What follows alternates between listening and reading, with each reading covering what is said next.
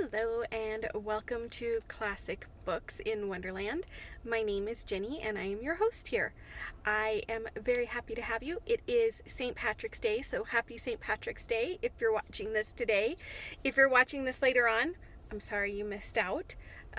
But since I do these videos every day, I will tell you every day if we're dealing with a holiday or whatever, And so I'm wearing all my green today, as you can see. My very special Tinkerbell apron that was made for me.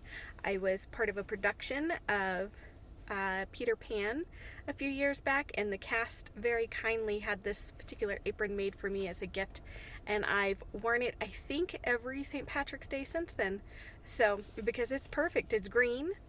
And fairies are very much a part of Irish lore, and so why not wear it for St. Patrick's Day? Plus I have green in my hair, and I have shamrocks on my ears, and if you can't tell, I love St. Patrick's Day. So anyway, we are not here to talk about St. Patrick's Day, though. We are here to read another classic novel, and we are currently working on the novel The Secret Garden, which was written by Frances Hodgson Burnett and originally published in 1911. And so we are currently on chapter 13, which is called I Am Colin. Mary took the picture back to the house when she went to her supper, and she showed it to Martha. "Eh," said Martha with great pride. "I never knew our Dickon was as clever as that. That there's a picture of a missel thrush on her nest, as large as life and twice as natural." Then Mary knew Dickon had meant the picture to be a message. He had meant that she might be sure he would keep her secret.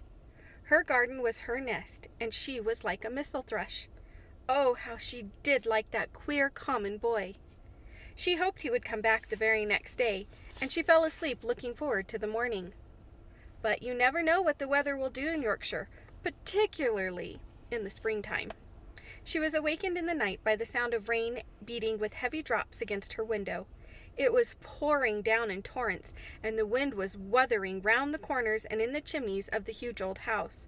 Mary sat up in bed and felt miserable and angry. "The rain is as contrary as I ever was," she said. "It came because it knew I did not want it." She threw herself back on her pillow and buried her face. She did not cry, but she lay and hated the sound of the heavily beating rain. She hated the wind and its weathering. She could not go to sleep again. The mournful sound kept her awake because she felt mournful herself. If she had felt happy, it would probably have lulled her to sleep. How it wuthered, and how the big raindrops poured down and beat against the pane. "It sounds just like a lost person on the moor wandering on and crying," she said. She had been lying awake, turning from side to side for about an hour, when suddenly something made her sit up in bed and turn her head toward the door, listening. She listened, and she listened. "It isn't the wind now," she said in a loud whisper. "That isn't the wind. It is different. It is that crying I heard before." The door of her room was ajar, and the sound came from down the corridor, a far-off, faint sound of fretful crying. She listened for a few minutes, and each minute she became more and more sure. She felt as if she must find out what it was. It seemed even stranger than the secret garden and the buried key. Perhaps the fact that she was in a rebellious mood made her bold. She put her foot out of bed and stood on the floor. "I am going to find out what it is," she said. "Everybody is in bed, and I don't care about Mrs. Medlock. I don't care." There was a candle by her bedside, and she took it and went softly out of the room. The corridor looked very long and dark, but she was too excited to mind that. She thought she remembered the corners she must turn to find the short corridor with the door covered with tapestry, the one Mrs. Medlock had come through the day she lost herself. The sound had come from up that passage. So she went on with her dim light, almost feeling her way, her heart beating so loud that she fancied she could hear it. The far-off faint crying went on and led her. Sometimes it stopped for a moment or so, and then began again. Was this the right corner to turn? She stopped and thought. Yes, it was. Down this passage, and then to the left, and then up 2 broad steps, and then to the right again. Yes, there was the tapestried door. She pushed it open very gently and closed it behind her. and she stood in the corridor and could hear the crying quite plainly, though it was not loud. It was on the other side of the wall at her left, and a few yards farther on there was a door. She could see a glimmer of light coming from beneath it. The someone was crying in that room, and it was quite a young someone. So she walked to the door and pushed it open, and there she was, standing in the room. It was a big room with ancient, handsome furniture in it. There was a low fire glowing faintly on the hearth, and a night light burning by the side of a carved four-posted bed hung with brocade. And on the bed was lying a boy, crying fretfully. Mary wondered if she was in a real place, or if she had fallen asleep and was dreaming without knowing it. The boy had a sharp, delicate face, the color of ivory, and he seemed to have eyes too big for it. He had also a lot of hair which tumbled over his forehead in heavy locks and made his face seem thinner. He looked like a boy who had been ill, but he was crying more as if he were tired and cross than as if he were in pain. Mary stood near the door with her candle in her hand, holding her breath. Then she crept across the room, and as she drew nearer, the light attracted the boy's attention, and he turned his head on his pillow and stared at her, his gray eyes opening so wide that they seemed immense. "Who are you?" he said at last in a half-frightened whisper. "Are you a ghost?" "No, I am not," Mary answered, her own whisper sounding half-frightened. "Are you one?" He stared and stared and stared. Mary could not help noticing what strange eyes he had. They were agate gray, and they looked too big for his face because they had black lashes all around them. "No," he replied after waiting a moment or so. "I am Colin." "Who is Colin?" she faltered. "I am Colin Craven. Who are you?" "I am Mary Lennox. Mr. Craven is my uncle." "He is my father," said the boy. "Your father?" gasped Mary. "No one ever told me he had a boy. Why didn't they?" "Come here," he said, still keeping his strange eyes fixed on her with an anxious expression. She came close to the bed, and he put out his hand and touched her. "You are real, aren't you?" he said. "I have such real dreams very often. You might be one of them." Mary had slipped on a woolen wrapper before she left her room, and she put a piece of it between his fingers. "Rub that, and see how thick and warm it is," she said. "I will pinch you a little if you like, to show you how real I am. For a minute I thought you might be a dream too." "Where did you come from?" he asked. "From my own room. The wind weathered so I couldn't go to sleep, and I heard someone crying and wanted to find out who it was. What were you crying for?" "Because I couldn't go to sleep either, and my head ached. Tell me your name again." "Mary Lennox. Did no one ever tell you I had come to live here?" He was still fingering the fold of her wrapper, but he began to look a little more as if he believed in her reality. "No," he answered. "They daren't." "Why?" asked Mary. Because I should have been afraid you would see me. I won't let people see me and talk me over." "Why?" Mary asked again, feeling more mystified every minute. "Because I am like this always, ill and having to lie down. My father won't let people talk me over either. The servants are not allowed to speak about me. If I live, I may be a hunchback, but I shan't live. My father hates to think I may be like him." "Oh, what a queer house this is," Mary said. "What a queer house. Everything is a kind of secret. Rooms are locked up, and gardens are locked up. And you! Have you been locked up?" "No, I stay in this room because I don't want to be moved out of it. It tires me too much." "Does your father come and see you?" Mary ventured. "Sometimes. Generally when I am asleep. He doesn't want to see me." "Why?" Mary could not help asking again. A sort of angry shadow passed over the boy's face. "My mother died when I was born, and it makes him wretched to look at me. He thinks I don't know, but I've heard people talking. He almost hates me." "He hates the garden because she died," said Mary, half speaking to herself. "What garden?" the boy asked. "Oh, just a garden she used to like," Mary stammered. "Have you been here always?" "Nearly always. Sometimes I have been taken to places at the seaside, but I won't stay because people stare at me. I used to wear an iron thing to keep my back straight, but a grand doctor from London came to see me and said it was stupid. He told them to take it off and keep me out in the fresh air. I hate fresh air, and I don't want to go out." "I didn't when I first came here," said Mary. "Why do you keep looking at me like that?" "Because of the dreams that are so real," he answered, rather fretfully. "Sometimes when I open my eyes, I don't believe I'm awake." "We're both awake," said Mary. She glanced round the room with its high ceiling and shadowy corners and dim firelight. "It looks quite like a dream, and it's the middle of the night, and everybody in the house is asleep. Everybody but us. We are wide awake." "I don't want it to be a dream," the boy said restlessly. Mary thought of something all at once. "If you don't like people to see you," she began, "do you want me to go away?" He still held the fold of her wrapper and gave it a little pull. "No," he said. "I should be sure you were a dream if you went. If you are real, sit down on that big footstool and talk. I want to hear about you." Mary put down her candle on the table near the bed and sat down on the cushioned stool. She did not want to go away at all. She wanted to stay in the mysterious hidden-away room and talk to the mysterious boy. "What do you want me to tell you?" she said. He wanted to know how long she had been at Misselthwaite.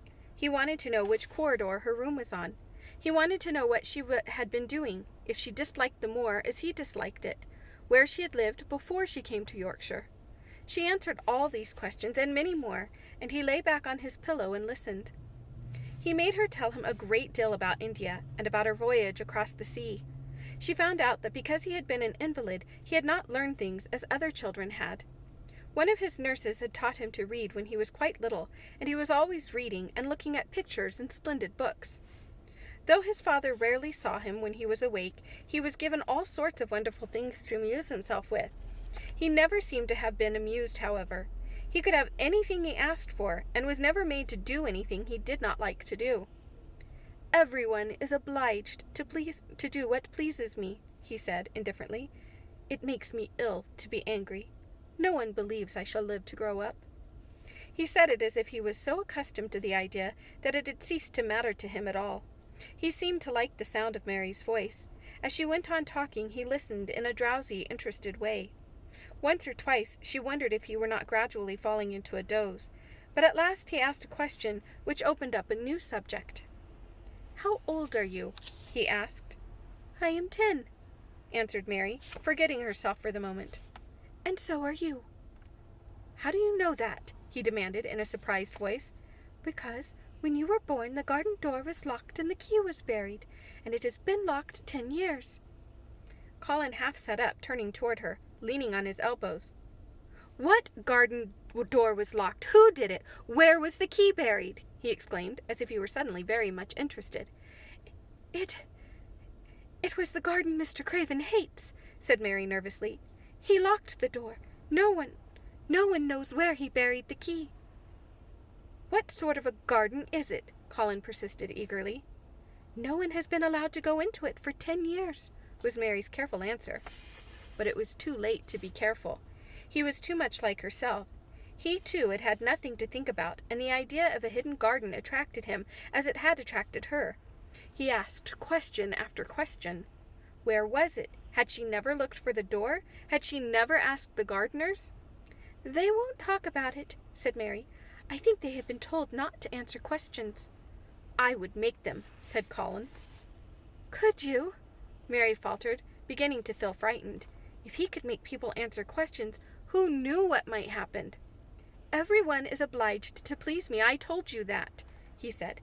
"If I were to live, this place would sometime belong to me. They all know that. I would make them tell me." Mary had not known that she herself had been spoiled, but she could see quite plainly that this mysterious boy had been. He thought that the whole world belonged to him. How peculiar he was, and how coolly he spoke of not living. "Do you think you won't live?" she asked, partly because she was curious, and partly in hope of making him forget the garden. "I don't suppose I shall," he answered as indifferently as he had spoken before. "Ever since I remember anything, I have heard people say I shan't. At first they thought I was too little to understand, and now they think I don't hear. But I do. My doctor is my father's cousin. He is quite poor, and if I die he will have all Misselthwaite when my father is dead. I should think he wouldn't want me to live." "Do you want to live?" inquired Mary. "No," he answered in a cross-tired fashion, "but I don't want to die. When I feel ill, I lie here and think about it until I cry and cry." "I have heard you crying 3 times, Mary said, "but I did not know who it was. Were you crying about that?" She did so want him to forget the garden. "I dare say," he answered. "Let us talk about something else. Talk about that garden. Don't you want to see it?" "Yes," answered Mary in quite a low voice. "I do," he went on persistently. "I don't think I ever really wanted to see anything before. But I want to see that garden. I want the key dug up. I want the door unlocked. I would let them take me there in my chair. That would be getting fresh air. I am going to make them open that door." He had become quite excited, and his strange eyes began to shine like stars and looked more immense than ever. "They have to please me," he said. "I will make them take me there, and I will let you go too." Mary's hands clutched each other. Everything would be spoiled. Everything! Dickon would never come back. She would never again feel like a missel thrush with a safe hidden nest. "Oh, don't do that!" she cried out. He stared as if he thought she had gone crazy. "Why?" he exclaimed. "You said you wanted to see it." "I do," she answered, almost with a sob in her throat. "But if you make them open the door and take you in like that, it will never be a secret again." He leaned still farther forward. "A secret?" he said. "What do you mean? Tell me." Mary's words almost tumbled over one another. You see, she panted, "if no one knows but ourselves, if there was a door hidden somewhere under the ivy, if there was, and we could find it, and if we could slip through it together and shut it behind us, and no one knew anyone was inside, and we called it our garden, and pretended that we were missel thrushes, and it was our nest, and if we played there almost every day, and dug and planted seeds, and made it all come alive—" "Is it dead?" he interrupted her. "It soon will be, if no one cares for it," she went on. "The bulbs will live, but the roses—" "What are bulbs?" he put in quickly. "They are daffodils and lilies and snowdrops. They are working in the earth now, pushing up pale green points, because the spring is coming." "Is the spring coming?" he said. "What is it like? You don't see it in rooms if you are ill." "It is the sun shining on the rain, and the rain falling on the sunshine, and things pushing up and working under the earth," said Mary. "If the garden was a secret, and we could get into it, we could watch the things grow bigger every day, and see how many roses are alive. Don't you see? Oh, don't you see how much nicer it would be if it was a secret?" He dropped back on his pillow and lay there with an odd expression on his face. "I never had a secret," he said, "except that one about not living to grow up. They don't know I know that, so it is a sort of secret. But I like this kind better." "If you won't make them take you to the garden," pleaded Mary, "perhaps— I feel almost sure I can find out how to get in sometime. And then, if the doctor wants you to go out in your chair, and if you can always do what you want to do, perhaps we might find some boy who would push you, and we could go alone, and it would always be a secret garden." "I should like that," he said very slowly, his eyes looking dreamy. "I should like that. I should not mind fresh air in a secret garden." Mary began to recover her breath and feel safer because the idea of keeping the secret seemed to please him.